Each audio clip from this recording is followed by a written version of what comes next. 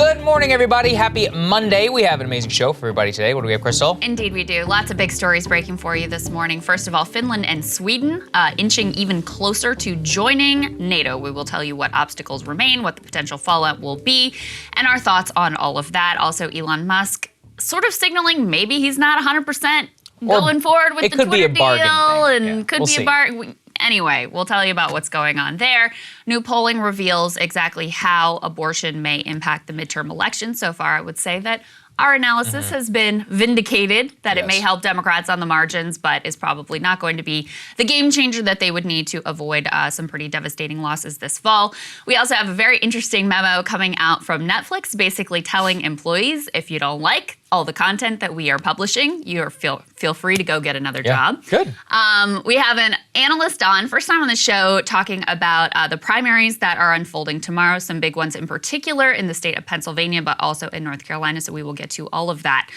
But we wanted to start with what is just a horrific tragedy and act of pure evil coming out of Buffalo, mass shooting over this weekend by a racist white supremacist. Let's go ahead and put this tear sheet up on the screen. Buffalo supermarket shooting, what do we know so far? So they say on Saturday afternoon, a white 18-year-old wearing military gear and live streaming with a helmet camera opened fire Saturday afternoon at Tops Friendly Market. It's one of the only supermarkets in this neighborhood. It's a supermarket in a predominantly black neighborhood of Buffalo, New York. Ultimately, 10 people were murdered by this man. 3 more were wounded. 11 of those individuals were black. 2 were white.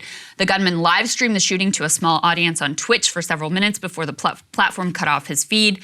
According to police, the gunman began shooting in the parking lot, then moved inside the store. A heroic security guard, Aaron Salter, fired multiple shots trying to protect the innocent shoppers who were there. None of them, unfortunately, penetrated the gunman's armor. He also ultimately killed Salter and then stalked through the aisles shooting shoppers. He apparently published a manifesto online that is purportedly attributed to him, where he takes credit for this mass violence. It is, I actually read a good bit of it, at least the ideological parts of it. And first of all, it's kind of exactly what you would expect, a bunch of completely racist claptrap talking about the so-called Great Replacement theory, that whites are being genocided by people who are quote-unquote replacers coming in from the outside. He lumps in black people as one of these replacers. Lots of pseudo, fake race science about how black people are inferior and they're not intelligent and they're criminals. Bunch of racist, anti-Semitic conspiracy theories. And ultimately, it turns out a lot of this was actually plagiarized, Saagar, from the Christchurch, New Zealand shooter that, massacred Muslims in 2019. So dude couldn't even write his own racist manifesto. Horrific, accounts from eyewitnesses there on the scene. Let's take a listen to a little bit of that. I could hear where the gunshots were, how close they were coming, and it wasn't all the way to me yet. I don't know what made me get up. I just kept saying, you gotta get up, you gotta get up. I literally jumped up, everything fell off. I had keys on my elbow. They literally came off my wrist, hit the freezers. My shoes were off, and I just kept running. At this point, where is your daughter?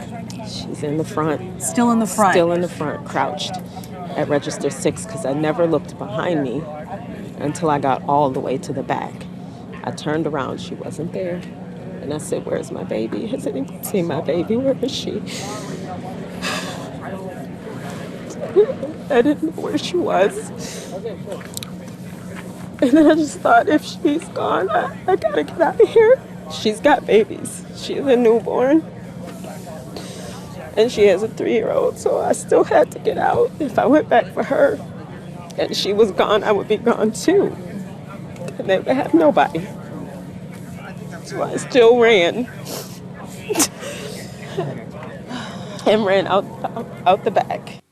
I mean, there are a few things more heinous than innocent, powerless people being targeted just for who they are. And I cannot begin to imagine the horror that was experienced by the people who were there in that supermarket and are now grieving the loss of loved ones and community members, fathers, daughters, sons. It is truly horrible. Yeah, no, I mean, there's no other way to describe it as act of pure evil. I think you put it really well. And so now the real question is like, who is this gentleman? I'm not going to say his name. I also, unfortunately, had to read the idiotic manifesto, which, I read the Christchurch person. Turns out it was the same one in many of these respects. Look, if you spent any time on the dregs of the internet, none of this is all that surprising to you. And this is just one of your classic, like, absolute losers within society trying to blame everybody else for their problems. And the question arises, though, and I think at a very serious level, is we have heard a lot about domestic terrorism here in the United States. It's been supposedly in a major priority of the Biden administration, of law enforcement, over the last 2 years.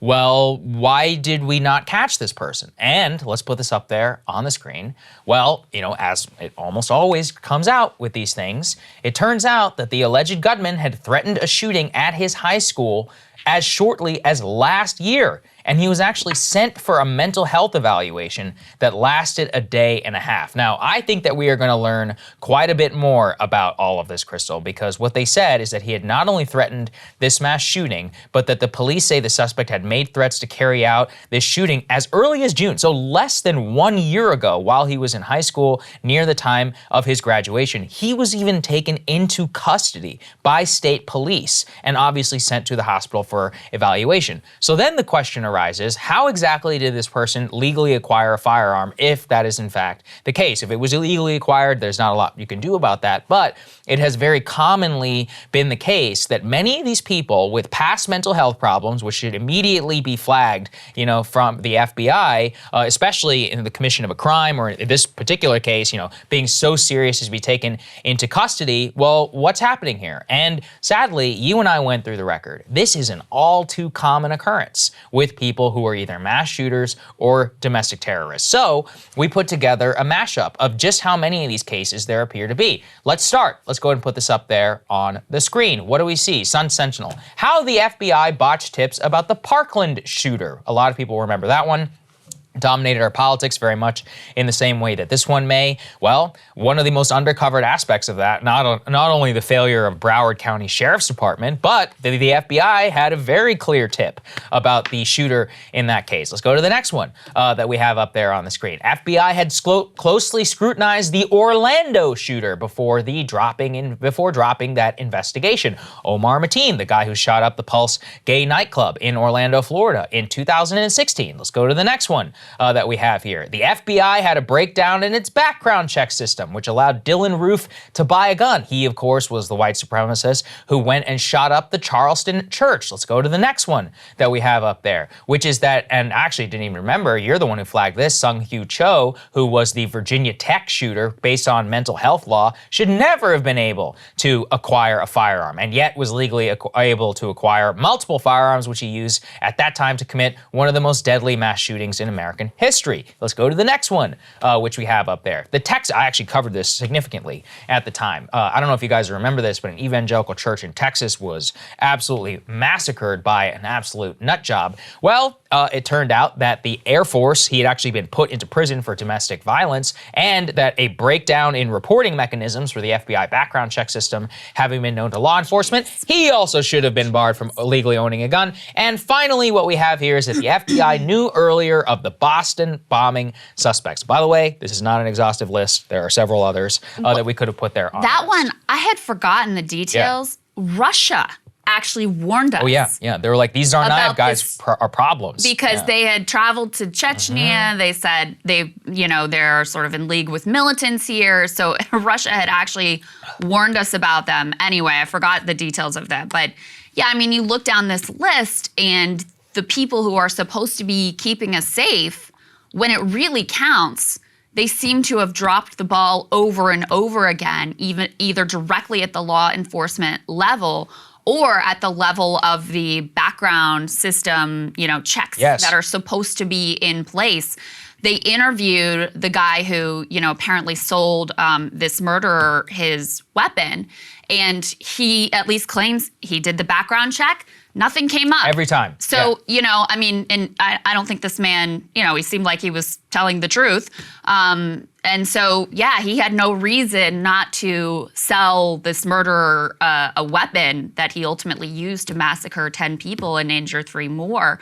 And this comes on the heels of, just a year ago, him threatening a mass shooting at his high school. Like, this is completely insane. I know. And this is something, again, and look, this is where I have to go after some of the Republicans. To his own credit, John Cornyn, after the evangelical church shooting, tried to pass the Fix Nix Act, which is the background check system, which would have allowed, it actually, it's not funny, but it turned out that the U.S. military had not been reporting any of the domestic violence crimes that they were throwing people into jail for, meaning that literally, millions of people could be acquiring firearms despite the fact that they're not supposed to be. So if it was adjudicated in the military justice even system. Though the FBI system says that if you're prosecuted for a crime that qualifies under being barred from acquiring a firearm, they had not just been reporting it basically to the national, I forget what it stands for, but the background check system. But there was all kinds of breakdowns in the background check system. This is something Cornyn pushed at the time, the Fix Nix Act. I don't believe that it ever passed. Look, at its very basic level, I'm a proponent of firearms. What I look at it is that most of the people who are in the gun community are going to say that very clearly here, everybody starts calling for gun control. You can have your thoughts on that if you would like. At a basic level, I think we should be able to agree that the existing laws on the books for the background check system should be enforced. And to me, it seems like, once again, a major breakdown in the investigative chain. And it's like you just said. So what exactly do these people do all day? I'm not going to say that you're going to have a perfect system, because we have to balance civil liberties and all of that. Course, but this was not even the case where you had some, quasi entrapment scheme and then it all fell apart, or he was a known informant. It's like he threatened a school shooting, got taken into state police custody, had a mental health evaluation. Who's the person who cleared this person for a mental health evaluation? Why was there no follow-up whenever it came to this? He recently became an adult. Was there any sort of flag system here happening? How exactly does this person legally acquire these firearms, which appears to be, and the guy who ran it, we have no reason to disbelieve him that he ran the background. He would be, any gun store person will tell you, like, if you sell somebody a gun and you did not, and they use it to murder somebody and you didn't go through the checks, like, you yourself are going to have some serious problems. So we don't have any reason to deny that. I think it just goes to show, once again, that there are massive holes in the existing system that there already are. And I don't think there's a lot of discussion about that, unfortunately. And instead, they've spent a lot of time in things like during the whole war on terror era, sort of concocting and inventing plots to entrap Muslim men. We, of course, covered here and we can put this up on the screen, the Gretchen Whitmer kidnapping plot that lots of FBI resources were expended to effectively, create this plot and then ultimately disrupt it. And there's a reason why these types of concocted plots are ultimately what they spend resources on, because there's a lot of political benefit to having the big press conference and, disrupting this scary plot, whereas the blocking and tackling of following up on these tips and making sure the background check system is working properly is a lot less sexy, and there are a lot fewer sort of political careers that are made out of that type of law enforcement work ultimately.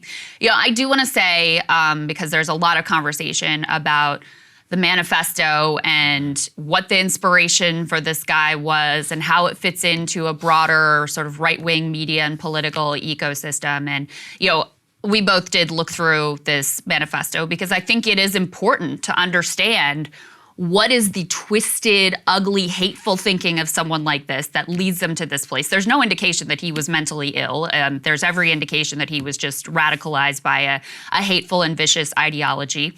What he claims in this purported manifesto is that during COVID, he was bored. He spent a lot of time on Reddit, spent a lot of time on 4chan, ends up immersed in this, complete garbage around, this racial ideology, white supremacist ideology, and becomes convinced that there's this, cabal of global Jews who are trying to replace the white race and that it's a white genocide and all of this. So standard issue, great replacement theory, nonsense, which has been used and cited not only by him, but Tree of Life Synagogue, down in El Paso, that shooter, and as we mentioned before, the Christchurch shooter.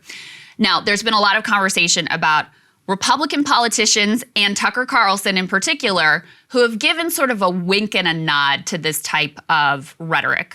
Tucker has talked specifically about the theory they usually offer is that Democrats are trying to legalize undocumented immigrants and bring in more immigrants, bring in more refugees to try to gain an electoral advantage and replace classic Americans, or they'll use some sort of like whitewashed language like that ultimately. And what I just want to say is I don't think it's fair to draw a direct line between, you know, what one killer does and political rhetoric used by anyone. I don't think it'd be fair to do that to the left. I don't think it's fair to do it here. I do think it's totally fair to inquire, as we do routinely on this show, what type of rhetoric is good and healthy for society and places blame in the correct places, and what type of rhetoric divides us and convinces us that ordinary, powerless people are the real enemy. And I don't think that there's any doubt that there has been, you know, routine sort of scapegoating rhetoric from Tucker, from politicians on the right. And whether or not that was any sort of fuel for this individual, there's actually no evidence that he took any direct inspiration from Tucker or from any of the individuals that are being cited right now. But I think it's totally fair game to ask the question about what type of rhetoric is ultimately good for society, what are accurate reflections of what's actually going on in society. And I think that those questions can lead you to a deeper conversation about the roots of hatred and extremist violent ideology in America than just the cheap and easy answers, which would be, we need more internet censorship, let's take down one particular cable news host. And that's not to say, because media, media does have an impact on society, and the rhetoric actually, really is significant, really does matter. But it's too simple to just, these trends are ultimately a reflection of sort of like deeper rot and deeper problems in American society. So politicians and media figures who cynically out of their own ambition, like give a wink and a nod to that rhetoric, they're more a reflection of these undercurrents that are going on than they are some sort of leader or pioneer. They see what is fueling clicks, what's creating rage, what's creating emotion, and they feed off of it. I think the deeper question that we need to ask ourselves is where that animus ultimately comes from, which is, something that I'm going to be thinking a lot about and continuing to try to explore. Well, I'm glad that you said that, because I think that there's a really disgusting parade on right now, which is all like, oh, this is all the fault of people who might be concerned about mass immigration. It's like, look, I look at this as a much more derivative of a sociological problem, and I think I and many of the people who would watch the show can see this in the broader context of what are some of the major stories that we've covered in the last week. Opioid debts up 15%, alcohol use up 40%, mass loneliness, friendship crisis, you have COVID, which caused massive social isolation. And I'm not saying that's a justification, but one of the things that you learn in social science is that when you have an overall trend, the major outliers that are a result of that trend are going to be really nasty. Like, when you have millions of people using these types of drugs and fentanyl and heroin, then you're obviously going to have the tail end of that, more people are going to be able to die. Same with social isolation. Same whenever it comes to loneliness and the lack of friendship. And also with COVID. I mean, he even literally blames lockdowns here for the reason. Now, look, we should not take this person at his word. It's obviously, and one of the things that we learned in the Christchurch shooting is that there were intentional trollish things that were listed within the manifesto in order to try and spark a backlash. Signs of that here. Exactly. As well. So trying to blame like eco-terrorism. Anyway, my point is don't take it literally, take it seriously. So the serious thing that we should take here is that this person murdered nearly a dozen people in cold blood and live streamed the thing and apparently had zero remorse for this entire killing. What happened here? What is this a result of? Like you said, is it tied to broader political movements and to broader political rhetoric? Yeah, I think so. But is it also, as you said, the politicians, are they downstream of the culture, or do they shape it? And what I would say is that I think a lot of it is a downstream of major sociological dents in our actual civic life, which I don't think a lot of people want to fix. And I think the current, backlash against this, if you want, I saw a Rolling Stone article, for example, which said that the shooter he wasn't a lone wolf. He was a mainstream Republican. It's like, okay, so you think that the 70-something million people who voted for Donald Trump all agree with murdering black people in a grocery store. Good luck with that, because you're actually going to make those people even more radical. And what does that justify on the other side? Exactly. I abhor Yeah. scapegoating rhetoric, period.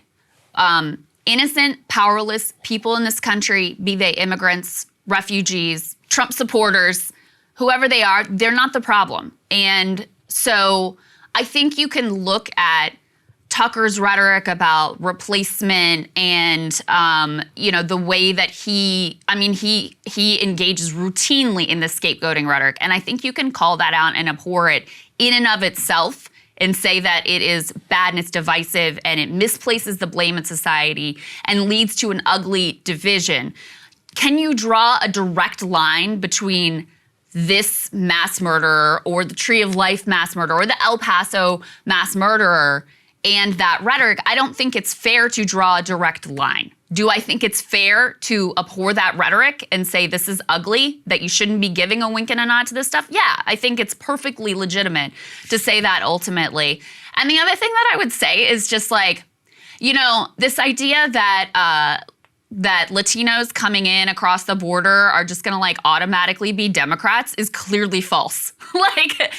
It sits very uncomfortably with the fact that Republicans are actually gaining a lot of ground with Latino voters. So maybe just try to appeal to voters, even as demographics continue to change, which, unfortunately, as someone who's on the left, I think Republicans have been succeeding in against their best efforts. So anyway, I do think it's complex, but the other conversation that's already starting is this is another reason why we need more internet censorship. Oh, yeah. And that's the other one that, not only is that like a cheap and easy answer, but it ultimately is ultimately going to be counterproductive. What you want to just push people further and further into the shadows, into the corners. You want to make their ideology even more like sort of sexy and rebellious. No. I was even irritated that it was hard to find this manifesto to read. Right. And I don't agree with that because, again, I think it was important for both of us to be able to actually read it, not just how the news media was characterizing it, but be able to judge it for ourselves and see what he's saying. And again, you should, these are the words of like a killer and one of the most evil, who perpetrated an absolutely evil act. So you have to take it for what it is. But I think it's more important to dig into these things and try to understand the roots of this and how you could come to such a vicious and ugly place as he ultimately did. Yeah, actually, I had a lot of frustration with this during the terrorism times. I used to read Al-Qaeda's Inspired magazine. I would read ISIS propaganda. I would read especially this stuff. I was really fascinated. I'm like, what is it with these Western Muslims in Europe? I'm like, how are they getting all these people to go over there? So I read it. I just read the forums, the magazine, the reporters of like, oh, brothers, this is what it's like in the caliphate. And, it actually helped me really understand. I'm like, wow, this is part of a much broader problem in terms of displacement and culture. And like I was just talking about in terms of the tail end effect of when you're going to have, millions of people who are kind of quasi-rejected by the dominant culture, that's going to have some extreme effects on the worst side. And you see exactly how Al-Qaeda and ISIS and all that was exploiting that. I thought it was very important. Like I said, unfortunately, I watched a New Zealand Christchurch video. Again, I wanted to force myself because I'm like, okay,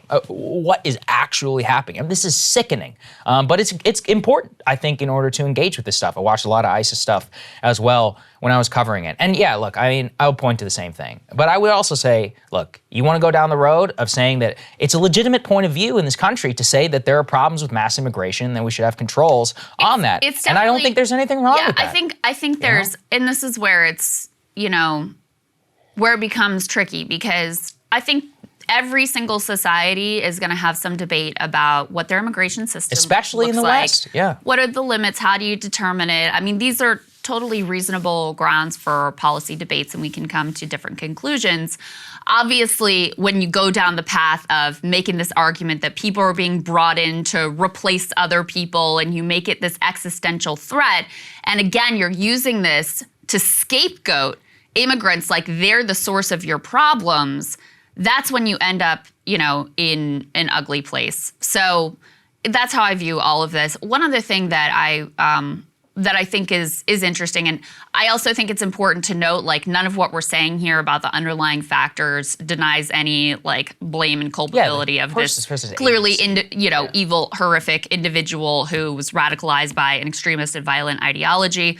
So I just want to make that completely clear. But, some of the roots of the modern white power movement actually come out of the failures of the Vietnam War. And in fact, if you look throughout history, it's at the end of wars that you have a spike in violent white supremacist movements. Because ultimately, I mean, you think about in a war, soldiers are taught to basically dehumanize their enemy. So if you've already sort of dehumanized one group of people and then you come out of Vietnam, and on the right there was a narrative about, like, the government failed us. If we had just been allowed to do our thing and hadn't had all these rules on terms of engagement, we could have won. And, also the feeling that soldiers were spat upon and that their service wasn't honored when they came back. And you have a bunch of, armed young men, trained young men who have now lost all of their purpose and meaning. That can create fertile conditions for this type of militant extremist movement. And so, in fact, you saw coming out of the Vietnam War this new resurgence in white power movements, also, of course, in reaction to, like, the cultural changes of the 1960s and all of that ultimately. So, it's just, when you think about these issues, there's a lot more going on than just what cable news hosts are saying or whether internet is censored or not.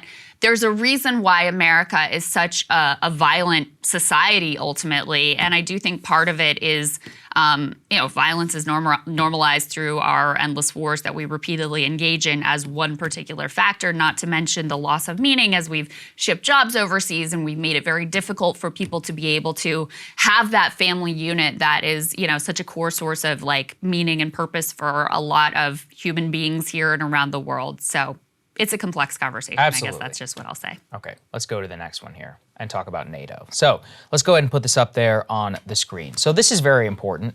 Both Finland and Sweden moving much closer towards NATO membership. Sweden's ruling party, which is the Social Democratic Party, is paving the way for the Scandinavian country to submit a joint bid with Finland to join NATO. This is actually very important because Sweden in particular has 200-year history of military non-alignment on the European continent, which goes back almost, as far as Switzerland in terms of its reputation as a neutral country. And for a long time, they kind of pursued a strategy of strategic autonomy, specifically because they were caught between their cultural ties and business relationships with the West, but also their obviously geographical proximity towards Russia and their view as a place within a semi-traditional Russian sphere of influence, although obviously all these things have changed hands many, many times over the years. But you can't deny geographical approximation. Same, obviously, with Finland. Let's put this up there on the screen, which is that Finland is also set to apply to NATO, like I said, with that joint application. And Finland also, frankly, maybe the more provocative, I think, of the two, given the fact that Finland and Russia had actually fought a war before, back in the 1940s. This is somewhere where there's long been kind of a cat and mouse game between the two. People remember, the 1939 Winter War between Russia and Finland. And in Finland in particular, we saw this in the polling data. Most of their population did not want to join NATO before the Russian invasion of Ukraine. Right. They were like, listen, we don't want any of this. We see the Russians. They're crazy. We don't necessarily want to see any sort of thing like this. I think strategic autonomy in our massive welfare state, that's good with us. Well, what's really happened here is that, and this again, this is exactly what I predicted the day of the Russian invasion. I was like, what Putin has done is he has united Western Europe in a way it has not been united since the threat of the Cold War. And he somehow pushed neutral populations like Finland and Sweden who did not want to join NATO. They're like, all right, we got to get into NATO here. Yeah. So I think that, in terms of a strategic backlash against Russia, which the entire purpose that they say that they were expanding into or going and invading Ukraine was, oh, well, we have had NATO push up against our border, which is true. This is something where it's becoming a Western client state. We have to go in and have a military operation to prevent this. Well, now you've invited these own democratic populations in order to try and join NATO. Now, that's one side of the conversation. I think the other side of the conversation that we should also focus on is we also have a choice. There are 37 member countries in NATO. Do we want to extend the United States nuclear umbrella to Finland and Sweden? And this is going to be probably the most controversial part of this, and I know there are a lot of people going to be upset by this, but I think we should have a very serious discussion as to whether the U.S. nuclear umbrella should be extended to Helsinki and Stockholm. We should really have a conversation around this. Does it mean that we should be willing to go to the brink and possibly past the brink of nuclear war in order to protect these far-flung borders, which are not even in Western Europe, but all the way to the edge and bordering along Russia? We already have that in the case of the Baltic states, in the case of Poland. Obviously, in 2008, we invited Georgia and Ukraine in order to join NATO. That didn't end up materializing, but that was a key moment within this. And now, with the expeditious nature that this is moving, this is a conversation that we need to have in real time that we did not have in the 1990s and the 2000s when we extended NATO membership to the Baltic states, despite the fact that there were a lot of voices at the time who warned against doing so. And just to show you how bipartisan this is, go ahead and put this up there on the screen, which is that Republican leader Mitch McConnell just visited Kiev, and he met with Zelensky, where he told him that he had the support for Finland and Sweden to join NATO. Now, why does that matter? NATO is a treaty, which means that you need 2/3 of the US Senate in order to ratify the new NATO treaty to allow these new countries into NATO. Now, obviously, I think a lot of the Democrats are basically on record as saying they might do so, but a lot of the Republicans, it has a relatively open question. There are people like Rand Paul and others, and we'll get to this in a bit, who had objected to the Ukraine bill, but he's saying that the majority of his caucus supports this, makes this a de facto conclusion that this is absolutely going to happen. However, there's also a geopolitical part to this, which is also kind of interesting, and there's a lot of reasons as to why this might be happening. Let's put this up there on the screen. People forget, Turkey is in NATO. It's under a dictatorship by Recep Erdogan. And Erdogan actually, despite previously telling the Finns and the Swedes that he was kind of okay with them joining, he's now gone ahead and said that he may be against Finland and Sweden joining NATO. He did not say specifically that he would issue an actual objection, because he would probably be the only country in order to deny doing so. But, this is also a country which is in NATO, which has done military trade with Russia. I think they have like an S-300 missile system that they bought from the Russians, and they have their own crazy relationship with the Russians given what's happening in Syria. His objections against Sweden and Finland classically have to do with the Kurds and the PKK. So it's, for domestic political reasons, he might be trying to force a chit from those two countries in order to allow them in, but also just shows you that if there is any opposition to this, it ain't happening here in America. I think that's a tragedy. We supply the vast majority of the arms within NATO. Recently, Europe, just so people know, only appropriated the EU 500 million euros to go to Ukraine. How much did we just approve? 40 billion. So that's 80 times what the Europeans are sending over to Ukraine. You might want to ask that question. I mean, we don't live in Europe. Last time I checked, it's a much bigger of a threat to their security than it is to us. I don't really know why we're footing the bill for the entire security of the continent. So I think this just masks look, I have complete sympathy for the Finns and the Swedes. If I were them, I would want to do the same thing. Mm-hmm. But we got to look out for what's good for us. And I don't think this is necessarily the best decision. Yeah, I mean, listen, this would roughly double the land border that Russia shares with NATO, because Finland shares an 830-mile border with Russia. This is an extraordinarily significant decision in terms of overall geopolitics and in terms of the United States specifically. And it is being presented by the media as a fait accompli. Like you have no say, like it's a done deal, and also it's being done very casually, like this is no big thing. When, listen, ultimately, as we've said a million times, Russia and Putin specifically, not the Russian people, but Putin and his Kremlin cronies specifically are responsible for the unjustified invasion of Ukraine. It is wrong, it is bad. It was also completely predictable by our decision to expand NATO. Another thing that happened with almost no public debate. And this is why we have to push back on this anti-populist, pro-elitist way of doing governance, where they just present to you something like this as it's a done deal and don't worry your pretty little head about it. And we know what's going on here and we know what we're going to do. And, Mitch McConnell and Chuck Schumer are both on board, so let's go ahead.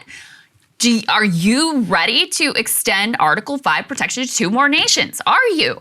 And the fact that it's not, that question isn't even raised so that people can be informed by the news media is extremely, extremely disturbing.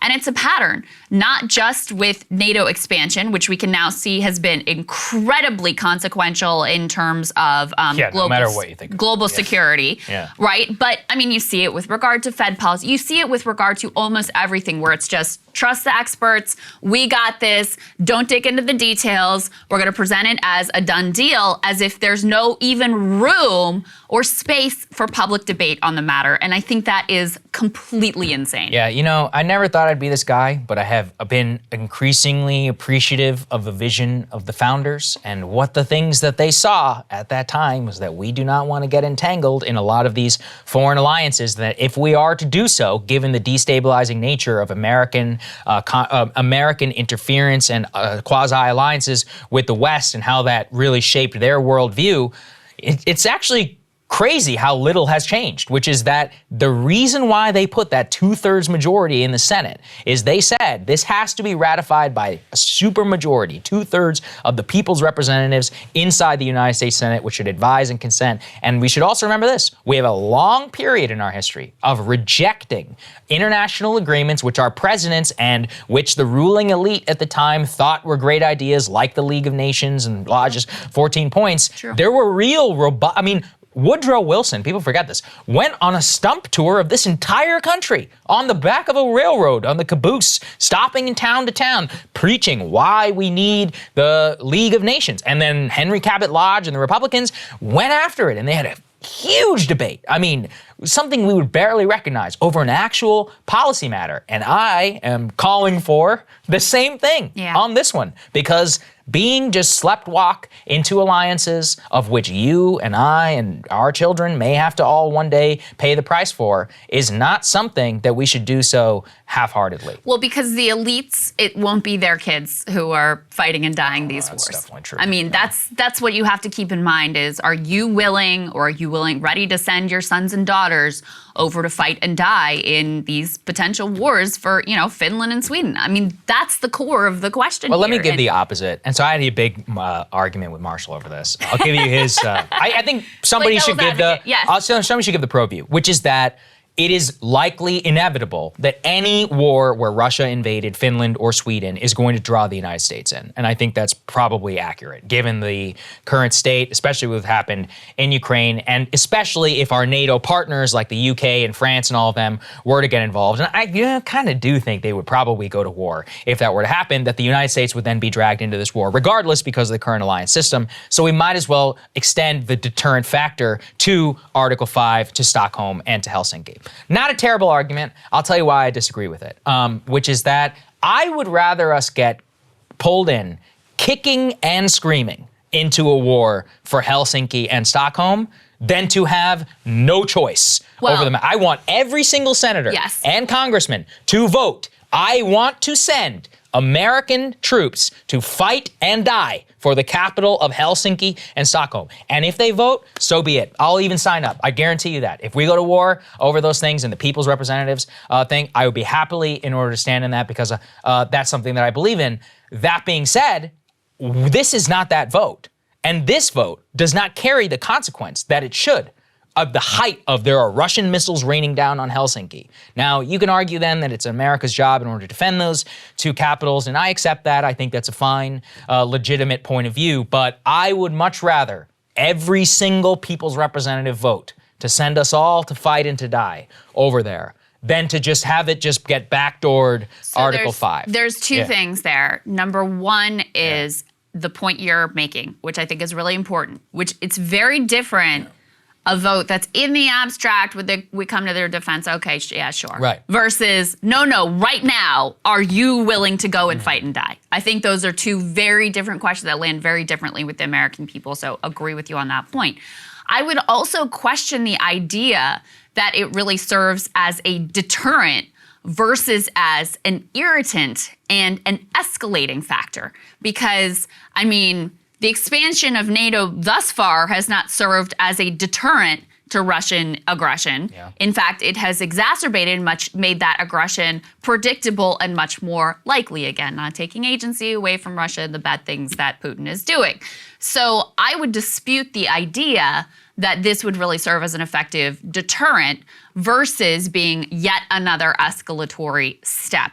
And in fact, you know, what the Russian foreign minister has said is that they would have to take some sort of retaliatory action. And that it would be a grave mistake. And that it would be a grave mistake. And I think that we should take their words very seriously and consider what those consequences are as well. Just because they're a military joke right now in Ukraine does not mean that they have an immense amount of force in order to bring to bear. And of course, they remain a nuclear armed power. I mean, look, I don't know how many times I have to say it. They have been beaten or they have been looked beaten and downtrodden and all of this many, many, many, many times in their history. And they always come back in order to remind us that Russia really should not be underestimated. So look, I think, you know, maybe we'll try to give you more of the all side of the debate. We're going to have somebody on tomorrow to talk about this in a bigger, grand strategic context, because I do think that no matter what, even if you do support it, these Finns and the Swedes, if you join, you better pay up, because I don't want to see those people, say, they have the biggest welfare state on the planet, which is fine, but why should we subsidize it?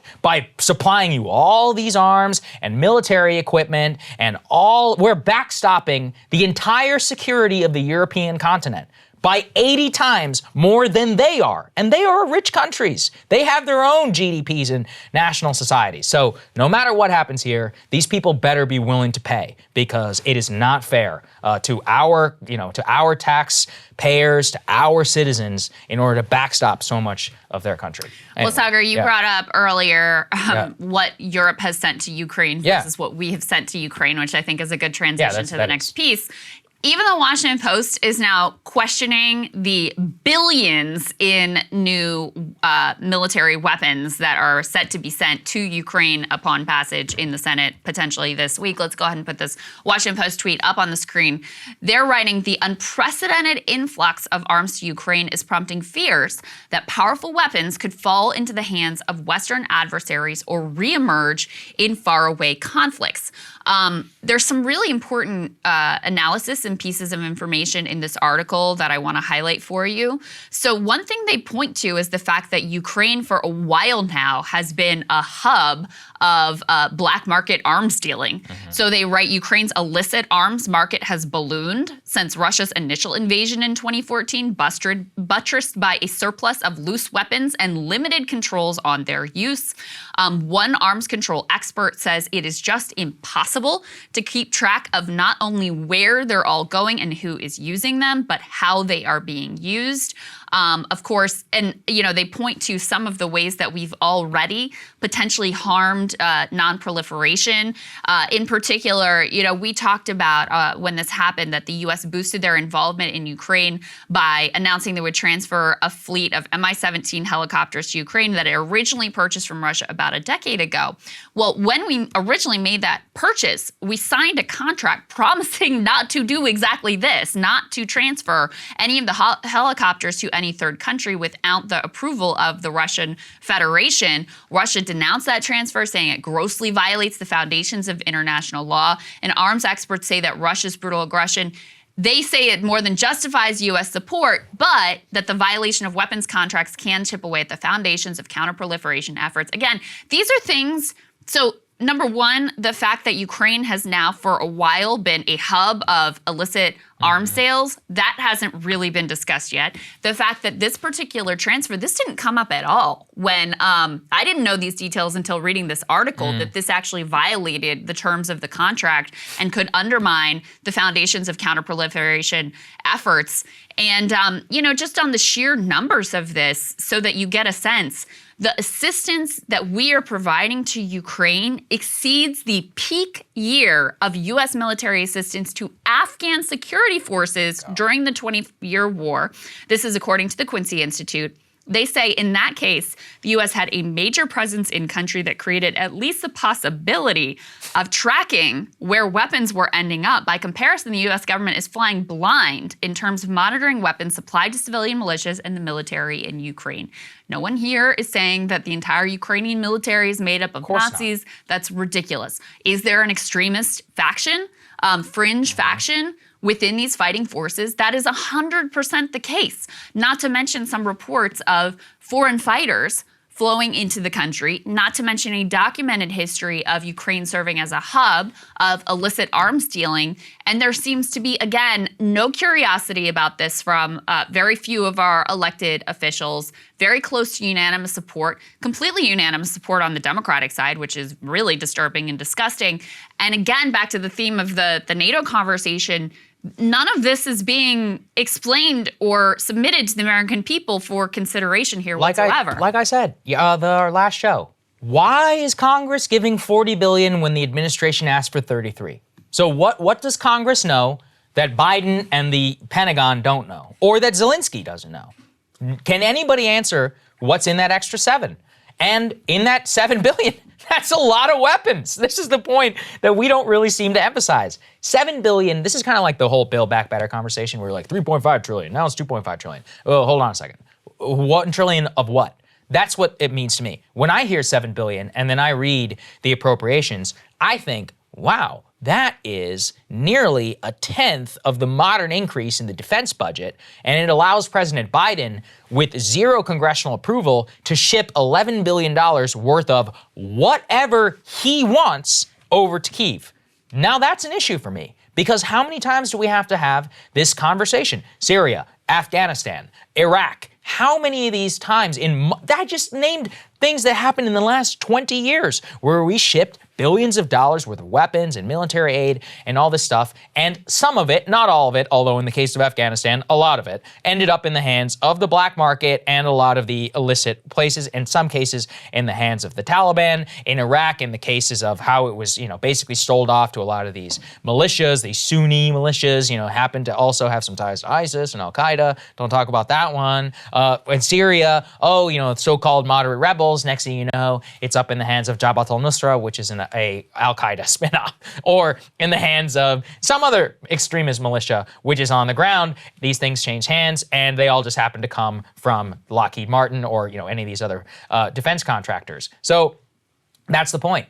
Will this destabilize security in Eastern Europe? I think the answer is unambiguously yes. Now, is it worth it? Sure, maybe. We can have a debate on that. And yet, there is no tracking. There's no congressional oversight. There's none of this. One of the most important things I learned in history class was try to understand the conception of people who are living in the times and what they were thinking. But one of the most important things is that since we're living through this historical period, is should we not incorporate our lessons of the past? In the past, in the 1986, I could see myself being a Charlie Wilson type figure and be like, yeah, you know what, this is a just cause, got to get these Afghans, all this stuff. But then how can you live through the breakdown of Afghanistan in the 1990s and the entire US military experience and say, yeah, we should probably really vet our partners in the midst of this war just in case some weapons fall in the hands of somebody who is illicit because, I don't know, that might really come back to bite us. And it's just, again and again, Libya, Syria, Afghanistan. As you said already, Libya was already a hub for illicit weapons. So was Ukraine. You think there's not a lot of sketchy characters in Ukraine who are somehow stealing some of this stuff and selling it on the black market? You'd be crazy. I wouldn't be surprised if we start seeing U.S. military-supplied Ukrainian weapons in Africa in some, crazy civil war that's happening down there. That trade has existed for a long period of time. So it's just... Look, we're going to grapple with this 5 years from now, and you just remember the temporary insanity that has taken over everybody's mind here. That's such a great point. It's such a great point because you can't even remember when Ilhan did earlier on say like one thing of like, maybe we should think about it. People were like, you're horrible and you're somehow racist against white people. I mean, just like the ugliest things you could possibly. And then of course, if you question any of this, you're like Putin's puppet and you hate Ukrainians. It's the terms of the debate become very reactionary, truly, and extremely simplistic.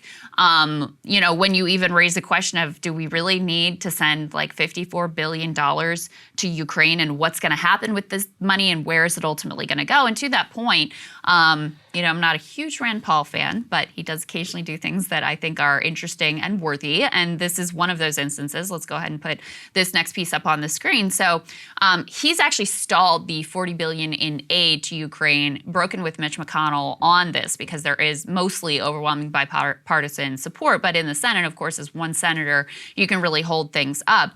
Now, what he is asking for is he wants an amendment to be included in the final bill that allows for an inspector general to oversee how the funds are spent. So he's not even saying don't do it. He's saying, how about we have some accountability for what's happening with this money and who these weapons are going to, and can we, you know, get some kind of a tracking system in place so that we know what's going on here. And by the way, some of the reports that came out of the Inspector General with regards to Afghanistan were really, it's one of the best things that ever the U.S. government ever did. And it was never actually, hear me say that. I mean, listen, it didn't like stop the horror of what was happening, but at least provided some transparency so that you could educate the American people about the misuse of these funds and what they were actually going to. And I think that ended up being very important in ultimately forging the end of that war. So go ahead. Yeah, I was just gonna say, for me personally, Saagar is one of the most important organizations in the government that ever existed. That was the Special Inspector General for Afghan Reconstruction. They were doing reports back in 2010. I remember being in like college and watching Vice documentaries where Shane Smith would go, you know, to some Afghan gas station that we paid like $300 million for. And John Sopko, who was the head of Saagar, was the person who reported on all of that. All Rand is saying is, hey, let's have the same thing on Ukraine. No, you can't have that. Right. Let's at least have an accounting. You know, let's say this stuff ends up in the hands of somebody really bad in the future. You don't want to know about that? Well, that's the thing. They don't want you to know about that. Yeah. There's nothing that would, you know, not make this more expeditious. And again, I just have to underscore, it's not that the cause of the Ukrainians isn't just. Listen, in 2003, it was a just cause, right? Oh my God, Afghanistan, women's rights, all this stuff. Let's prop it up. We're gonna train these military. It's all gonna work out. What happened? So this is my point. You know, things can go south both really quickly and in the long term. And as a government, you want to set yourself up such that you can understand the consequences of your actions. But the people in charge today don't want to be able to do that. And it's even worse than that because ultimately the only thing they're interested in is flooding the country with weapons and keeping the war going. I mean, that is the policy of the U.S. government. They are not pushing for peace. They are not pushing for a negotiated settlement. They want to weaken Russia. They have, I mean, you have Democratic congressmen admitting that they are fighting a proxy war. There was another politician that basically came out and admitted. Steny Hoyer. Steny Hoyer, another Democratic congressman who admitted the same thing. They are fighting a proxy war against Russia. Did you sign up for that? Did we have a public debate about that? Because if you had said that at the beginning, you would have been considered to be crazy, outrageous, Putin's puppet, all of this stuff. And now here we are. And again, all of this is being presented as just a done deal, fait accompli, with very little public discussion, debate, or input. And I think that's pretty disturbing. That's right. Okay, let's go ahead and move on here on Twitter. So this is still some pretty big news that Elon dropped over the weekend. Let's put it up there on the screen. Elon tweeted something cryptic. He said that his Twitter deal is, quote, on hold. And as a result of that, what he said is it was temporarily on hold because of concerns about fake accounts. Now, there's been a lot of behind the scenes kind of parsing about what the hell all of this means. So let's put this next one actually up there on the screen because it's very important. And what Elon is pointing to is that whenever he agreed to buy Twitter, what he said is that he would do so subject that Twitter disclose what exactly and how many fake accounts that they actually had. Now, Twitter disclosed in their filing that they had about 5% or so of users that they believed were fake accounts. Now, obviously, spam and fake are something that are a widespread industry challenge, but what Elon is basically challenging is saying that he thinks that Twitter's analysis there is flawed and that it may actually be much, much higher because they keep pointing to their previous statements. And I think that the reason why is that Musk is saying that he's going to take a random sample of 100 followers of Twitter, and then he's going to go ahead and invite many other people in order to do this, because it could challenge both the ability of the price, but also underscore that Twitter and them might be much more of a paper tiger than they were trying to let on in their initial public filing. So there's a lot of stuff going on here because, number one, the stock market, if you may not have noticed, is significantly down, something that we have commented on. This affects Musk's ability in order to tap billions of dollars in loans against his existing stock. Also, it affects Twitter's stock price. It could be subject that the entire price deal goes down if their ability or have the ability to renegotiate.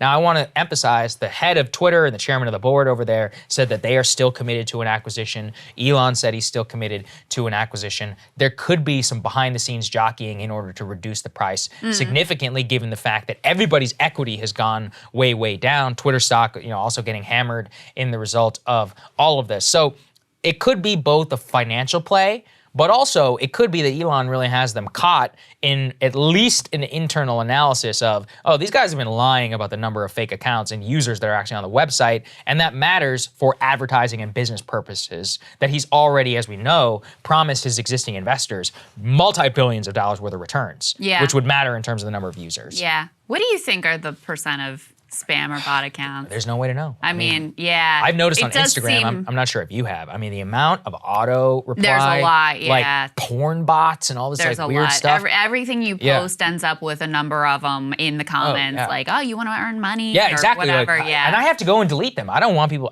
I should probably trust people not to fall for that stuff. But still, I think, first of all, I think it looks annoying. Yeah. But second, I notice, I'll post something. I don't delete them, sorry guys. I trust, you're just going to have to weed through that yourself. Yeah, but I post on Instagram, and then within 2 minutes, I have 10 comments, and most of them are bots with auto likes and stuff in order to propel it up there. I think this is a lot more sophisticated and a much bigger number than we'll probably ever know. I think it's an entire industry problem. I guess the thing with Twitter, though, I don't know that, obviously bot accounts are annoying and a problem, but the true value proposition of Twitter is that it's the hub for elite discourse.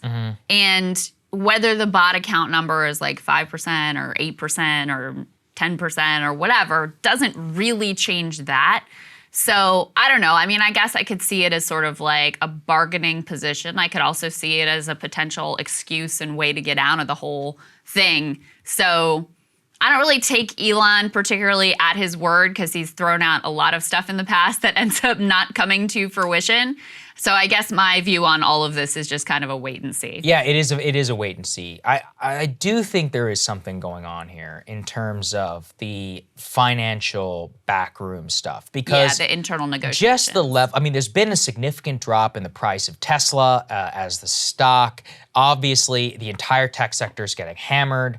From what I heard and what we've recently opened with, there are so many economic downturns happening in the tech sector, which is way outpacing the S&P 500. And then if you think about the private markets, this affects actually a lot of people's ability to tap wide swaths of capital, which they usually get on loans. So the underlying assets that they're borrowing against are a lot down.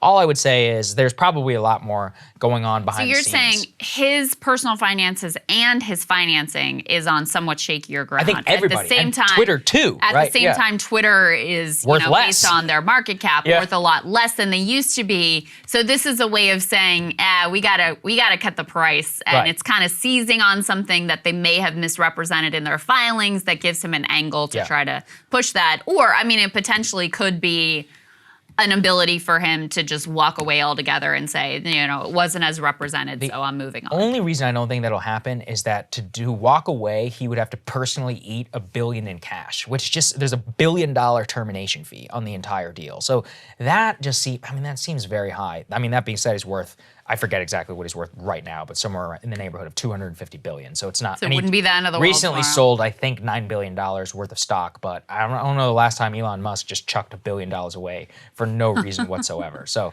there you go. That's all sides of kind of what's happening here. I encourage people to do a little bit more investigation because I do think the financing angle on all of this is the deepest part, which is not really being explored in the mainstream press. Okay, interesting new polling about how the midterm landscape is shaking out now that we know the end of Roe appears to be imminent. New polling from NBC, let's go ahead and put this up on the screen. They say support for abortion rights hits new high as midterm outlook is grim for Democrats. So they've kind of got it all in the headline there that people support abortion rights. They are by nearly 2/3 to 1/3 opposed to the U.S. Supreme Court overturning Roe versus Wade. So Democrats definitely on the correct side of public opinion on the issue of abortion. However, things still not looking great for Democrats. In particular, listen, the economy is the big story here. You have President Joe Biden's job rating has fallen now below 40%. And you have, and this is incredible, 75% of Americans saying the country's headed in the wrong direction. Now, the one positive indicator here for Democrats is that Democratic base voter interest in the midterms has increased. It went from 50% in March saying they had a high level of interest to 61% now, so an 11 percentage point gain. So that kind of fits with our analysis of saying, look, on the margins, are Democrats going to be more energized? Probably so, but Republicans still outpacing them in terms of enthusiasm. They were at 67%, now they're at 69%, so the abortion decision hasn't really changed the game for them, but they were already at higher levels of interest for the election than Democrats. So now Republicans at 69% interest, Democrats at 61%. Let's go ahead and put this next piece up on the screen. Another warning sign for Democrats. Voters are split over who they want controlling Congress, 46 to 46. Now, you might say on its face, like, well, that seems okay. I mean, if they're basically tied, then how could that be so bad? But in 2010, Republicans had just a 2-point lead on this question. They ended up gaining 6 Senate seats and 63 House seats because of the way that these district lines are drawn and because of, the way like rural voters have disproportionate power in terms of the Senate. That means Democrats have to outperform on that generic ballot test in order to just sort of maintain control or stay steady with where they are. Yeah, I think that's right. And let's put this next one up there on the screen, which just shows you found this really interesting in terms of the most important issue in congressional vote. And you can just see there that the economy remains very, very high, the difficulty for paying groceries and other bills, but abortion also remains up there as well. This is in comparison to 2018. The biggest difference I see is that in 2018, as you can see, healthcare was the top issue. It's so funny too, because at the time, and I'm sure you remember this, the mainstream press was trying to make it all about Trump. And the reality is that Republicans trying to repeal Obamacare was the #1 policy issue in the election. Like, if you went and asked people, why did you vote for Kirsten Sinema over Martha McSally? They're like, well, Martha McSally tried to repeal Obamacare. And Martha McSally even said that. She's like, my vote on Obamacare is killing me. The second one there was immigration, which was very hot there at the time. The fact the whole migrant caravan conversation, yeah. Well, I think it was a legitimate conversation. But, you go and put that back up there because I do think it's important. Look at how high the economy and abortion remain in this election compared to the previous ones. And these are just unquestionably ones where as long as people care about the economy more, that's going to be the main driver of the conversation. But abortion being so high as previously, where it was only at 9% in 2018, is going to give Dems, I think, the edge in states where it might have been on the most bleeding edge of a Republican win, Krystal. I think in suburban areas, this helps Democrats avoid some significant losses. And we are starting to see this, and we'll talk more to our election analyst about this, but Republicans are in danger of nominating some pretty extreme figures, including who may have fairly extreme views in terms of abortion that are really out of step with swing states. A state like Pennsylvania, which I thought was pretty much not going to be in play for Democrats, could potentially be if Republicans nominate the wrong figure. So you do have and there are some gubernatorial races also in Pennsylvania, gubernatorial race there where the candidate who's in the lead, who just got the Trump endorsement, is pretty fringe in terms of their views and has made a lot of like very incendiary comments that may not play well in the suburbs in Pennsylvania. So I do think that on the margins, it will help Democrats stem what could have been like historic losses for their party. Is it going to turn things around for them? No, not really, because ultimately, you know, you have massive numbers of people saying that the country's on the wrong track, that the economy's getting worse, that are fearful of a recession, who are, you know, being hit really hard by inflation. And I just don't see that reality. There's no messaging that can overcome that, right? I mean, I know Joe Biden is out there trying with this ultra MAGA agenda and the Putin price hike, and Saagar is going to be breaking all of that down in his monologue, but it's really not a messaging issue, and the reality is not going to turn around for people by the fall, so that's where things stand. I just checked. Gas price just hit another all-time high today. The average price of gas in the state of California is $5.98 a gallon, okay? That's crazy town.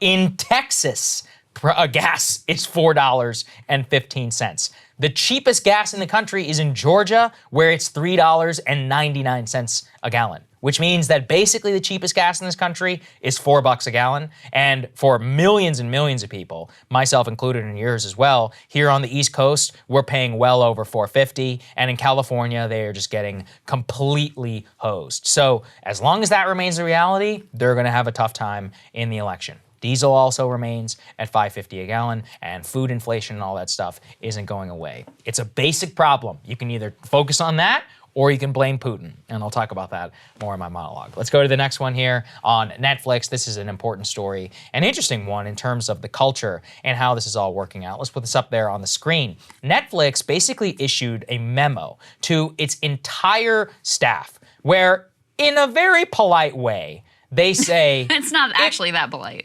It's basically, if you disagree with what we are putting out, you can leave. So here's what they say. As employees, we support the principle that Netflix offers a diversity of stories, even if we find some titles counter to our own personal values. Depending on your role, you may need to work on titles you perceive to be harmful. If you find it hard to support our content breadth, Netflix may not be the best place for you. And that went out to all of its staff. Also, with the basic acknowledgement that a lot of the people who led these internal revolts around the Dave Chappelle special have already been fired. And I think it's actually an important demarcation line in some of these culture war fights, which is that at the end of the day, the vast majority of the people who work at these companies do not care either way. Are they liberal? Yeah, probably. Did they really object to the Dave Chappelle? Maybe. But did they perceive it as personally harmful to their ability in order to conduct their jobs? No. This actually happened at Disney when this whole Florida speaking out against this, which has led to a massive decline in their popularity. You know, right now they only have 53% approval, which is nuts considering it's probably one of the most beloved brands in modern American history. Then you also look at Apple, which forced out my friend Antonio Garcia Martinez based upon some things that he wrote in his book a decade ago, of which Apple was aware of. They had a tiny, small percentage of Apple staffers who, you know, called him a misogynist. They fired him. And now they fired all the people who went and organized that petition. And like I said, it's always been a tiny little percentage of these companies which have held them majority hostage. And I think a lot of people, I think maybe also this has to do with the declining stock price. I'm curious for your view, which is they don't have time to screw around with this stuff anymore. They can't indulge people's feelings. They're like, listen, we got to produce whatever we need to produce in order to up the stock. Yeah, because they're getting hammered. They're bleeding subscribers. They're canceling all these shows. Yeah. Meghan Markle's show. Yeah, they're considering an ad-driven model instead of a subscription-driven model. Yeah, which does kind of suck. Yeah. I mean, listen, I support the sentiment. What I would say, you know, my own personal ideological view is I believe in democracy in the workplace as well. And so I think to your point, if you had, you know, workers with more of a say in the runnings of these companies, you would have a sort of internal process for handling these disputes and handling these grievances. And so it wouldn't have to come down as just like a fiat from on high from some like CEO dictator. And that really struck me when another part of the memo, the newsletter reminded laborers that the company does does not intend to treat them like family members, but rather like lion-hearted sportsmen on an award-winning athletic dream team, one on which any player can easily be benched or booted. So basically just kind of typical, like using corporate spin to say, we can fire you at any time for any reason, which unfortunately is the landscape in America. I think that's fair. And I totally, obviously, I'm on the side of worker rights. I know. But I do think there is something to ending this family dynamic for a lot of people at these major tech companies. Well, this can be kind of abusive as well. Yeah, because they're like, you're our family. We eat dinner together. And by that, you better be at this office in order to have dinner at 8 o'clock. That can be that can also be very manipulative, because then it's like, and you see this in the, like the union busting rhetoric that they'll use. You'll have a manager come in and be like, oh, how could you do this to me? I thought we were like family, like how I treated you. They'll use this sort of like guilt and emotional manipulation to have you work ridiculous hours or do things that make no sense whatsoever. So yeah, in general, I just, I support workplace democracy and workers having to say in the workplaces. And to your point, I think if that happened, these very small fringe viewpoints could be heard, which they, fine for them to be heard, addressed and dealt with. And I think it would be more clear that actually the majority of workers don't feel the way that they do, but there should be a process for that. Yeah, I think that's right. All right, Saagar, what are you looking at? I'm not being hyperbolic here. It really does feel like everything is falling apart. Gas, all-time high. Diesel, all-time high. Can't buy a new car or a house if your life depended on it. There's a supply chain crunch on stuff that people need to keep tiny infants alive. The entire political system is broken. A geriatric president presides over the most chaotic period in modern American history, with no plan, no ability to unite the country, and seemingly do anything about it. I'm really struck by the feelings of chaos with a new poll. It found that only 16% of Americans think that the country is on the right track, which is officially the 13-year low in the history of NBC News. Americans are not stupid people. They know in their bones everything is wrong. They've known it for quite some time. And look, there's plenty of debate as to why all that is. But one thing I think we can all agree on is that the White House strategy of blaming it all on Vladimir Putin is not only intellectually dishonest, extremely cringe, but also just wrong. This idiotic talking point, though, has permeated all Democratic messaging, though, in recent weeks. Let me start with the Putin price hike. So because of the actions we've taken to address the Putin price hike, we are in a better place than we were last month. We expect March CPI headline inflation to be extraordinarily elevated due to Putin's price hike. We have to address the Putin price hike, gas hike. It has, since he started amassing troops earlier this year, the price at the pump has gone up 75 cents. We're doing everything we can to minimize the Putin price hike at home.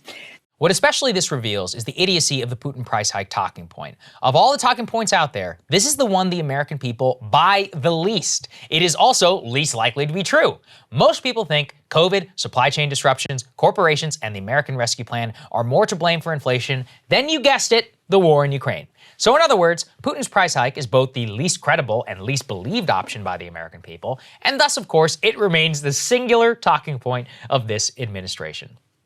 The cringeworthiness of Putin's price hike reveals something deep about the Biden administration. They really think we are this stupid, dumb enough to be cajoled into an easy explanation when the multifaceted one has been staring every American in the face for over 2 years. Of course, it is no coincidence why they picked Putin's price hike either, because Putin is not named Biden, and a guy named Biden has something to say or do with every single other reason that I showed you on the previous chart of reasons why inflation is occurring.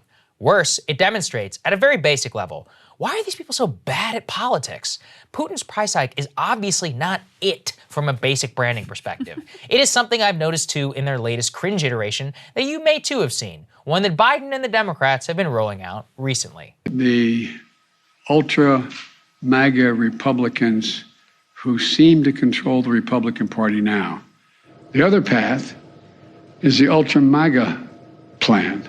But he's also not going to stand by and not call out what he sees as ultra MAGA behavior, ultra MAGA policies. If you're on the other side of that, you're supporting an ultra MAGA position in the president's view.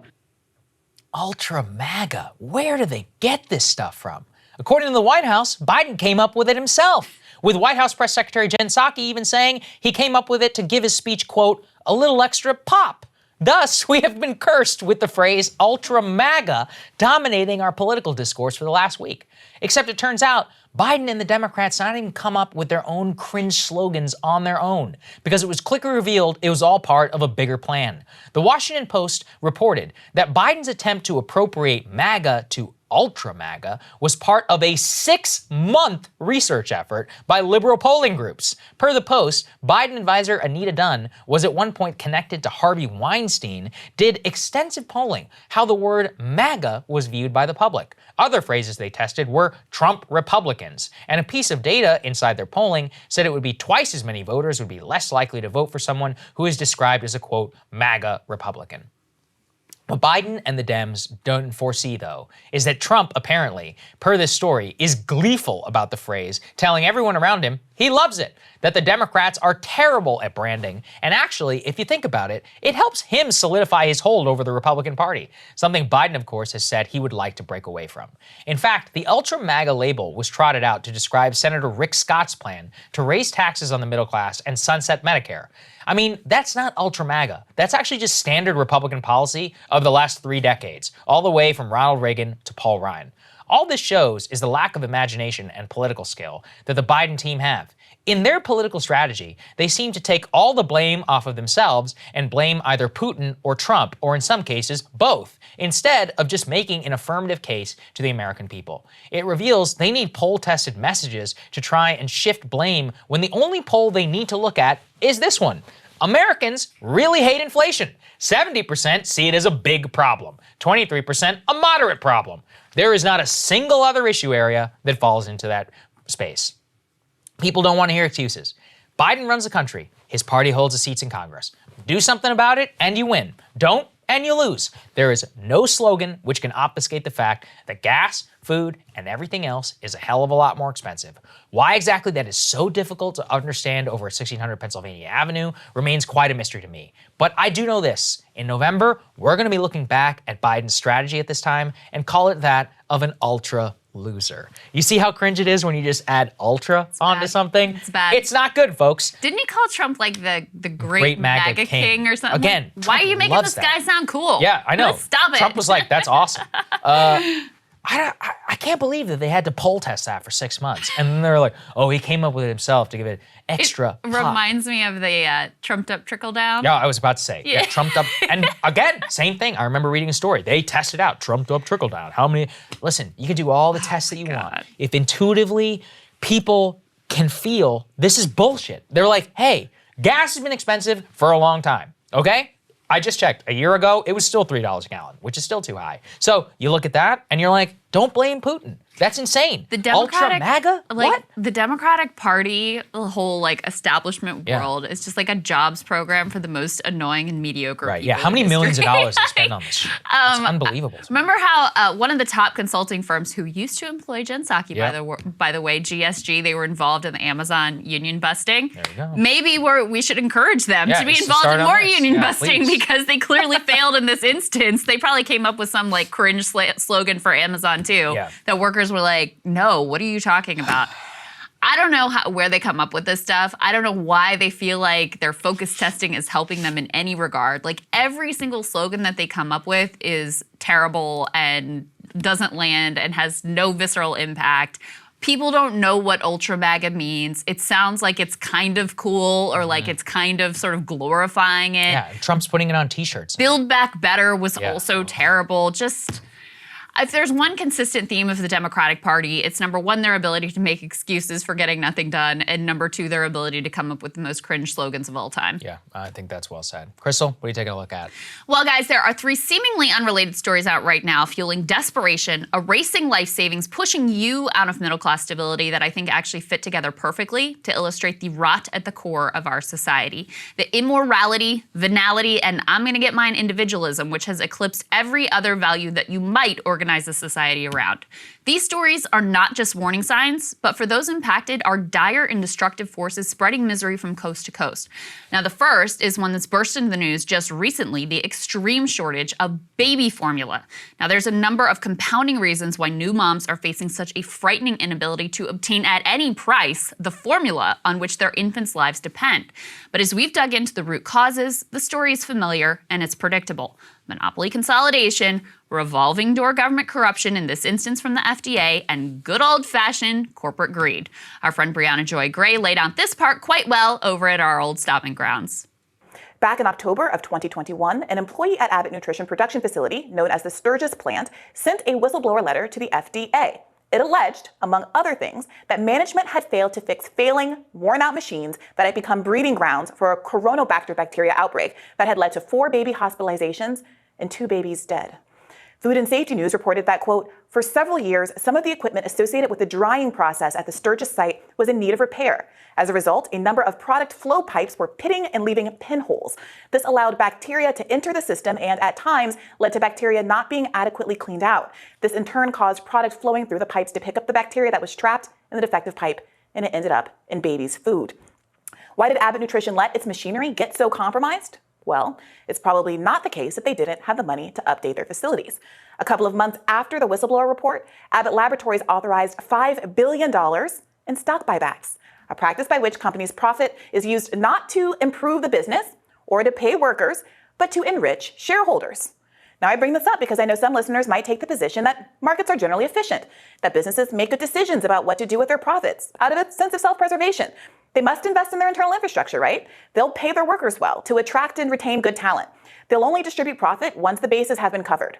After all, why would a company behave in a way that ultimately hurt it in the long run? Now, one of the core promises of our economic system was that the free market would ensure that we do not have food shortages, that we wouldn't face the bare shelves and long lines for basic goods that were common in places like the Soviet Union. And yet here we are, unable to provide the most critical sustenance for our most vulnerable population.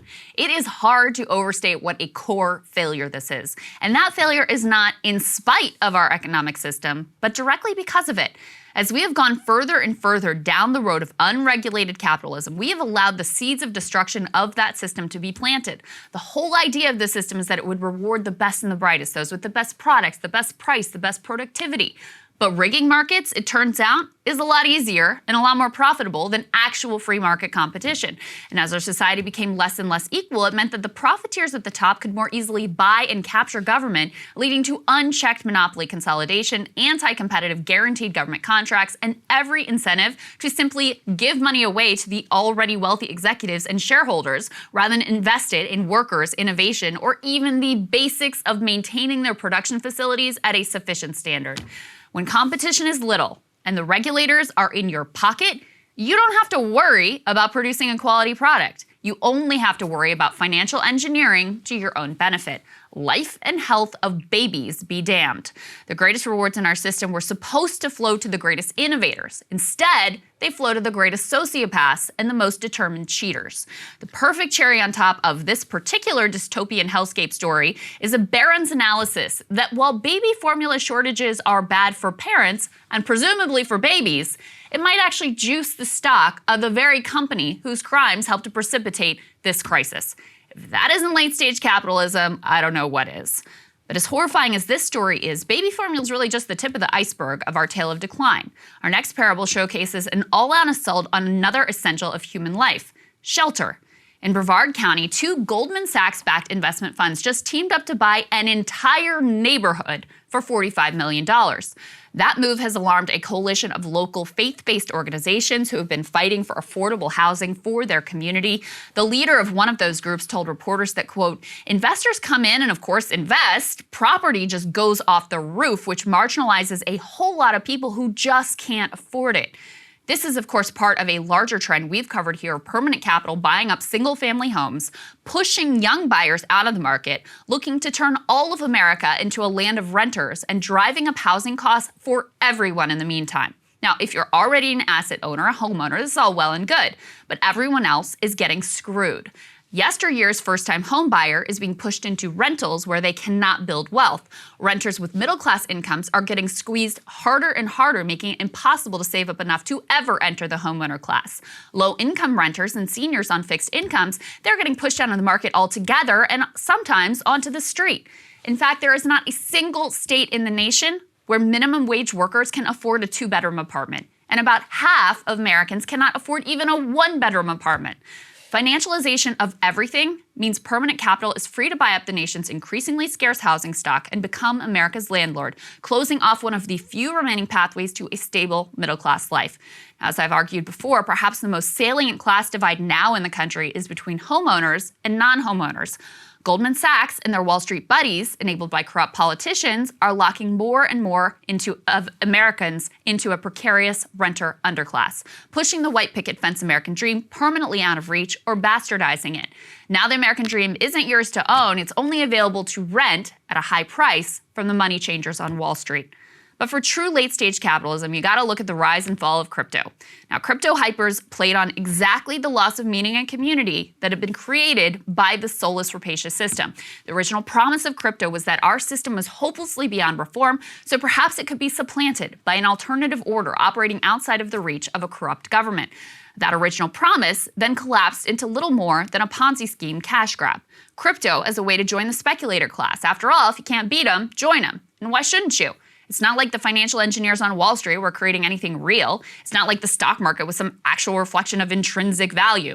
Maybe, just maybe, you could get in on the ground floor of the next big thing and be one of the people for whom the system is rigged, rather than one of the people who is constantly getting the short end of the stick. This is exactly the system that crypto billionaires like Sam Bankman-Fried are trying to shore up, jumping into the Washington game in true Wall Street ghoul fashion, schmoozing regulators, buying up politicians, flooding money into congressional races to make sure his particular grift gets the official stamp of approval. Now, for a while, it actually seemed like it just might work. But as of now, the crypto dream has officially turned to nightmare.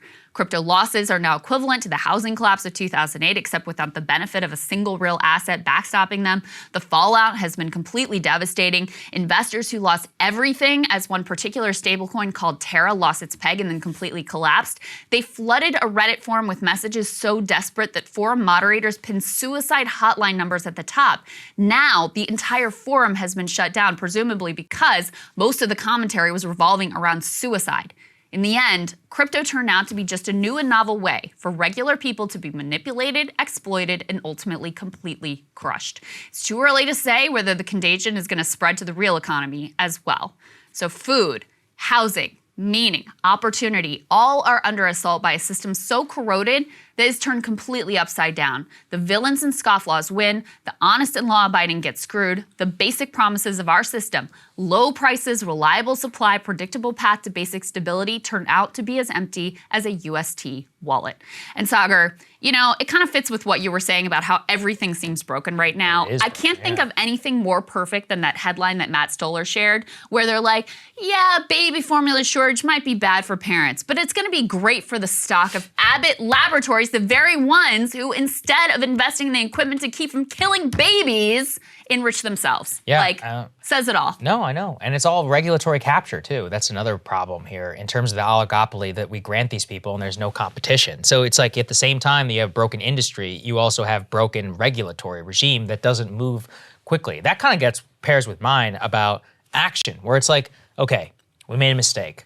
Now what are we going to do about it? Right. Can we do something about it? Right. From what I've read, yeah, you can actually do a lot about it. So the administration, they did an interview over the weekend. They're like, we've been aware of this since February. That's not the thing that you think it is. That's not like we are the adults in charge. Right. It's like, wait, if that's true, then what the hell have you been doing? They're like, oh, we're going to keep the DPA, the Defense Production Act, on the table. What does that mean? Why are you not doing it? You should justify it to the American people today.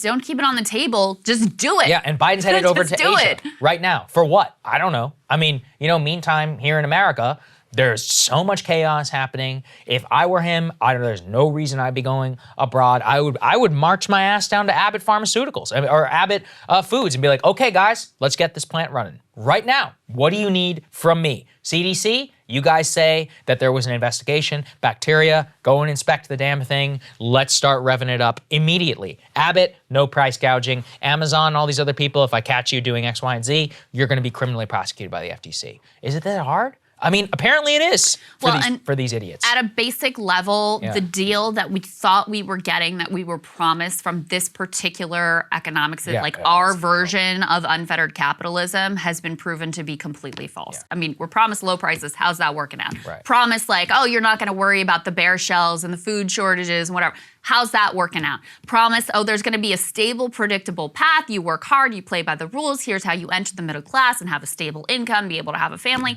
How's that working out? And instead of, the promise of the meritocracy that the people who were the greatest innovators and could bring the most revolutionary products to the market and really change your life in positive ways, those aren't by and large the people that are getting rewarded. I mean, this is one of the things Dan Price, who's the CEO, talks about, is what you're actually taught in business school is oftentimes, how do you not compete? How do you get an unfair advantage? How do you rig the markets to your benefit? That's what these people are really expert at. And so when you have a system that is so unequal and it makes it so easy for them to buy off the regulators, to buy off the politicians, then it perpetuates the cycle that we are in right now, where one day you wake up and say, this is not the deal that I signed up for whatsoever. Absolutely. All right, guys, we have a great guest to talk about all of the big primaries, some really significant ones unfolding tomorrow with some pretty significant implications for both the Democrats and the Republicans. Let's get right to it. Joining us now to talk about primaries in both Pennsylvania and North Carolina, we have J. Miles Coleman. He is an analyst for UVA's Center, Sabato's Crystal Ball. I know it's very similar to my name, the UVA Center for Politics. That's what I was about to say. It's good to meet the other crystal ball. Yeah, no relation, although I did go to UVA. Yeah. So, Miles, welcome to the show. It's great to have you for the first time. Give us the lay of the land. Let's start in Pennsylvania. Just give our viewers a sense of what some of the key races are there and what the polling looks like, how things are shaking out.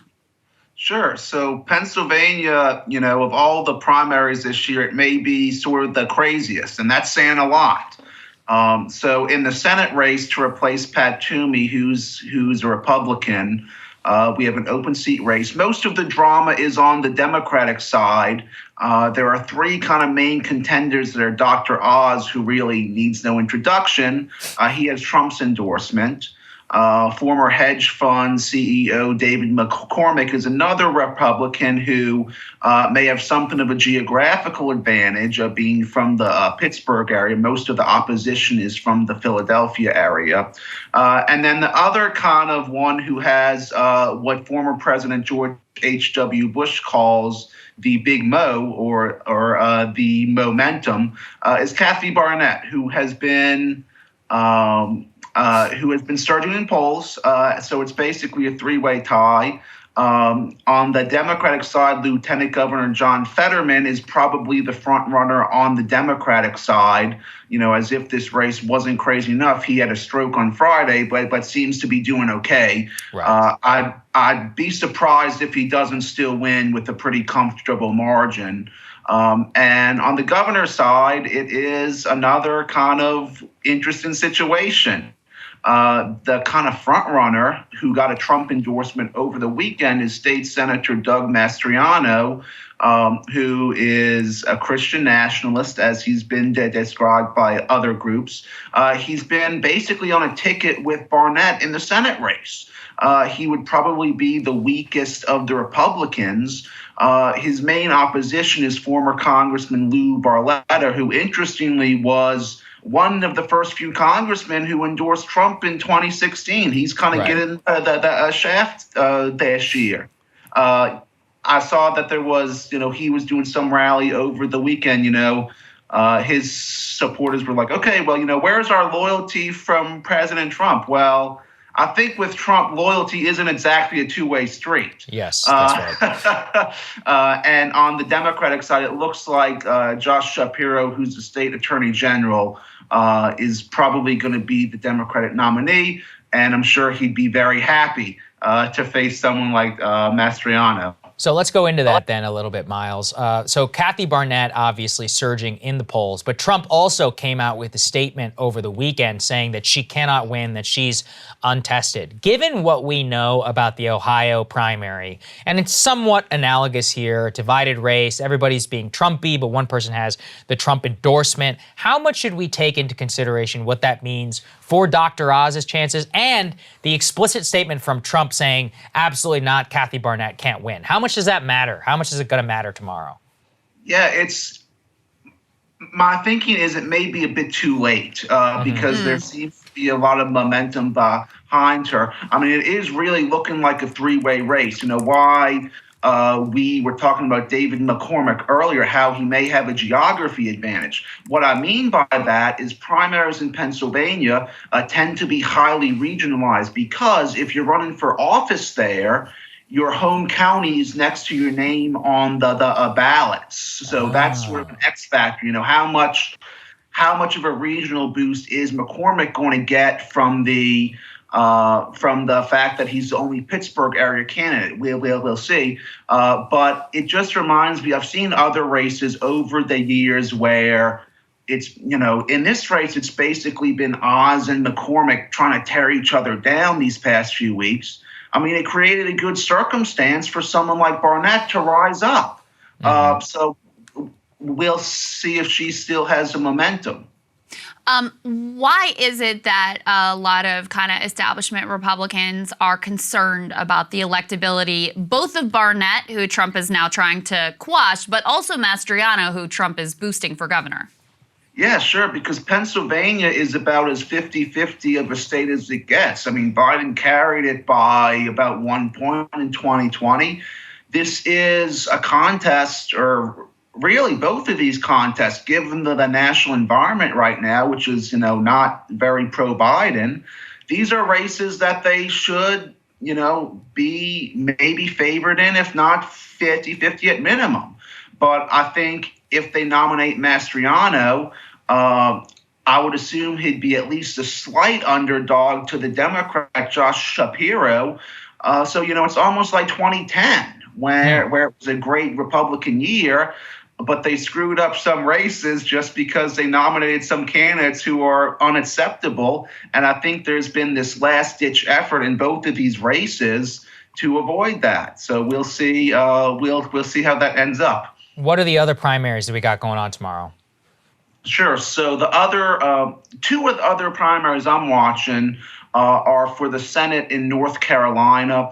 That looks like it's probably going to be, at least on the Republican side, a pretty clear win for Congressman Ted Budd, who has the Trump endorsement. You have a decent candidate on the Democratic side in Sherry Beasley, who is a former state Supreme Court justice. North Carolina is one of those states where Democrats have, you know, can compete, but they can't get over the hump. So we'll see if it's any different this time. And one contest I'm also watching that is in a state that usually doesn't get too much attention is in Idaho. The incumbent governor, his name is Brad Little. You know, he's basically a John Kasich, Mike DeWine type Republican. Well, he has a Trump-backed opponent in his lieutenant governor, Janice McGee, who has embraced a lot of Trump's conspiracy theories. It's a multi-way primary. So I think if she can pull it off, that would say a lot about the direction that the Republican Party is headed in Idaho. Oh, that's interesting. That one wasn't on my radar. Thanks for bringing that up. Talk to us a little bit about the overall picture for the Senate. Obviously, Democrats, you know, have the edge right now, 50-50. Republicans very much wanting to take back control. What states do Republicans need to win in order to be able to take back control of the Senate this year? Sure. So I think one advantage that the Democrats have this year compared to, say, 2014, which was Obama's last midterm, is they're not defending members in states, you know, like Arkansas, Louisiana, South Dakota. Most of the key states are going to be states that Biden very narrowly carried in 2020. So if I'm a Republican, I would be very interested in trying to knock off someone like Mark Kelly in Arizona. Raphael Warnock in Georgia, and even Catherine Cortez Masto in Nevada. I think given the national environment, kind of with Pennsylvania, we'll have to see who the Republicans end up nominating. But those are kind of the key races that Democrats are playing defense in. On the other hand, if I'm a Democrat, I would very much like to go after someone like Ron Johnson in Wisconsin, who a lot of times with some of the stuff he says, it's like, are you trying to lose? Because he says all of this weird stuff. But, I think at this point, the Senate is, still probably 50-50. Maybe with the national environment, the Republicans, I'll say this, it's almost like 2010 in that the Republicans should have a very clear path to take in the Senate, which they ultimately may, but they're going to have to nominate candidates who can capitalize on that. Yeah. Really well said. Yeah, that is well said. Miles, thanks for joining us. Great to have your analysis today. We're really grateful for it. Great job, man. Thanks for having me. Yeah, our pleasure. And Saagar, one thing that Miles mentioned there, which just broke that's right. last night, which is big news, is in the Democratic side of the Pennsylvania Senate primary. John Fetterman, who was a Bernie backer, he's the lieutenant governor. He's, very sort of charismatic figure. He was the mayor of Braddock, an old steel town. He has been the front runner against kind of blue dog corporate type Conor Lamb, who's a member of Congress. Fetterman has had, 30-point lead in recent polls. The Democratic Party almost told Conor Lamb to stand down on some of the more aggressive attacks he was levying against John Fetterman. Fetterman has come out and said that he was hospitalized, that he had a stroke. So, as Miles indicated, it seems unlikely that it will upend the dynamics of that race. I saw Conor Lamb had surged from like a penny to 4 cents. Oh, on predicted? In the predicted betting market. Yeah. So he did get a little bit of a bump from the news. Of course, the most important thing is that we hope that John Fetterman is doing well, and by all indications, he is feeling much better, but certainly kind of a shock in that race. Yeah, he put out a video yesterday and a statement. Let's put the statement up here on the screen. He says, on Friday, I wasn't feeling really well, so I went to the hospital to get checked out. I didn't want to go. I didn't think I had to, but Giselle insisted, and as usual, she was right. I hadn't been feeling well, but was so focused on the campaign, I ignored the signs and just kept going. On Friday, it caught up with me. I had a stroke caused by a clot from my heart being in AFib rhythm for too long. Fortunately, Giselle spotted the symptoms, got me to the hospital in minutes. The amazing doctors here were able to quickly and completely remove the clot. Reversing the stroke, they got my heart under control as well. It's a good reminder to listen to your body and be aware of the signs. The good news is I'm feeling much better, and the doctors tell me I didn't suffer any cognitive damage. I'm well on my way to a full recovery, so I have a lot to be thankful for. They're keeping him here for observation in the meantime. Now, obviously, first of all, as I understand it on strokes, the first hour or so is critical. Yes, so knowing the stand, I probably should have prepared, but I know that there's like an acronym or whatever. Do your research, be prepared in case you're at risk. Second, take care of yourselves, take care of your body, listen to it as well, because he ignored the signs and he paid the price for it. We could have paid a much bigger price for it. But politically, a lot of these people have already voted. A lot of people, early voting has been on for a while. A lot of Pennsylvania Democrats in particular are people who are going to embrace mail-in voting. So a lot of those votes have probably already been cast. He had such a high lead. It's not like he's dead. It's not even a heart attack necessarily. Yeah. It's a stroke, which they have a complete and total removal. The video he put out seemed fine to me. So he's probably still going to win. But it is kind of like a last minute, like, whoa, holy crap. Yeah. Well, if Bernie Sanders is any indication with his heart attack, he actually surged. Yeah, he did. I mean, that was better. crazy, yeah, that's true. right? I remember that. At the time that he had his heart attack, he was at his lowest point in the polls. It was the moment when Elizabeth Warren had overtaken him. So you had Biden and Warren ahead of him in the national polls.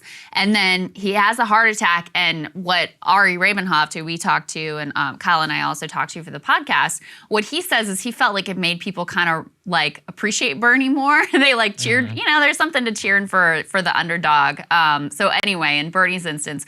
But to your point about the importance of taking these health signs seriously, especially when you're older, like Bernie is, he was lucky to have around him people who knew him really well. Yeah. So they recognized some patterns in his behavior that just didn't fit. So Ari talks about Bernie's at this event, and he asked for a chair while he's taking questions. Well, he never does that. In fact, he hates sitting while he's like speaking to voters. He finds it sort of like disrespectful. So that was red flag number one.